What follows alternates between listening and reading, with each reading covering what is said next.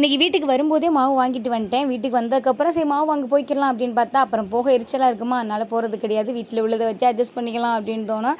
அதனால் இன்றைக்கி வரும்போதே வாங்கிட்டு வந்துட்டேன். வந்ததும் கொஞ்சம் ஃப்ரெஷ் ஆகிட்டு துணி துவைக்க வேண்டியது நிறையாவே கிடந்துச்சு. நான் தான் சாட்டர்டே சண்டே துவைச்சிக்கலாம் அப்படின்னு பார்த்தேன். இப்போ துவைக்கல அப்படின்னா அப்போ துவைக்கும்போது நிறைய சேர்ந்துரும் அப்படின்னு அப்படியே வாஷிங் மிஷினில் துணியை போட்டுட்டு வாசல் கூட்ட போயிட்டேன். இந்த குப்பை வந்து ஓவராக கொட்டுது. ஒரே நாள் கொட்டினா கூட அள்ளி கொட்டிடலாம் போல். கொஞ்சம் கொஞ்சமாக வேறு இருக்கா, டெய்லி கூட்ட வேண்டியது இருக்குது. கரெக்டாக நான் வாசல் கூட்டி முடித்தேன். பாப்பா வந்து பால் கொடுத்துட்டு போனா. துணி துவைச்சது என்னமோ மிஷின் தான், ஆனால் எனக்கு தான் பேக் பெயின் கொஞ்சம் அதிகமாகிருச்சு. நான் அப்பப்போ கேட்டுப்பேன் ஆப்ரேஷன் பண்ணவங்கள்ட்ட, உங்களுக்குலாம் பேக் பெயின் இருக்குமா அப்படின்னு. அவங்க அப்படிலாம் இருக்காதே அப்படின்னு சொல்லுவாங்க. நான் தான் ரொம்ப வீக் ஆகிட்டேன் நினைக்கிறேன்.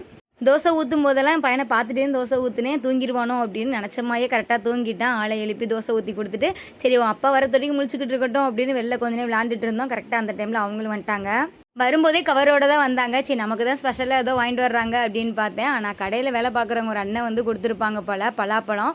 சூப்பராக இருந்துச்சு, செம்ம ஸ்வீட்டாக இருந்துச்சு. இந்த வருஷத்தில் நான் ஃபஸ்ட்டு சாப்பிட்ற பலாப்பழம் இது தான். ரொம்ப ஸ்வீட்டாக இருக்கிறனாலேயே அதிகம் சாப்பிட முடியல. ஒரு 2 தான் சாப்பிட முடிஞ்சிச்சு, அதுக்கப்புறம் சாப்பிட முடியல. நான் ஃப்ரிட்ஜில் வச்சா நாளைக்கு சாப்பிட்டுக்கிறேன் அப்படின்னு சொல்லிட்டு ஃப்ரிட்ஜில் வச்சாச்சு. நீ கொஞ்சம் நேரம் பேசிகிட்டு இருந்துட்டு தூங்க வேண்டியது தான்.